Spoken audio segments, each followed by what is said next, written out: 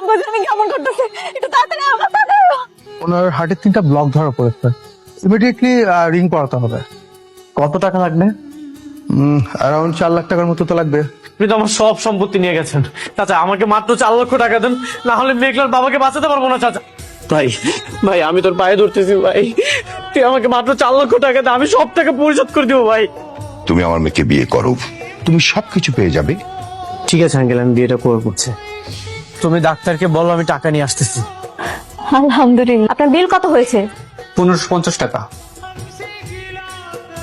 1550 টাকা আপনার বিল, আর বাকিটা আপনার টিপস।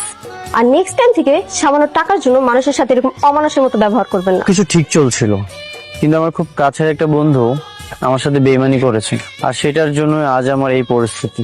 বিশ্বাস খুব তাড়াতাড়ি তুমি আবার মাথা তুলে দাঁড়াবে। তোমার হঠাৎ পায়ের এমন সমস্যা কিভাবে হলো? অ্যাক্সিডেন্ট, এটা আমার পুরো জীবনটা এলোমেলো হয়ে গেছে। অ্যাক্সিডেন্ট? কিভাবে কি জানবো? 4 বছর আগে তো তোমার সাথে যোগাযোগ অফ হয়ে গেল, এরপর তো আর কোনো আপডেটই পাইনি।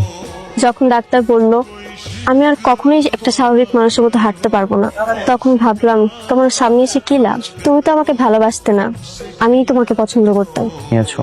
আমি আমার জীবনে একজনকে ভালোবেসেছি, আর এখনো তাকেই ভালোবাসি। জানি কখনো তার ভালোবাসা পাবো না, কিন্তু আফসোস নেই, সবসময় যে পেতেই হবে এমন তো কোনো শর্ত নেই। বেশি তুমি এখনো আমাকে ভালোবাসো?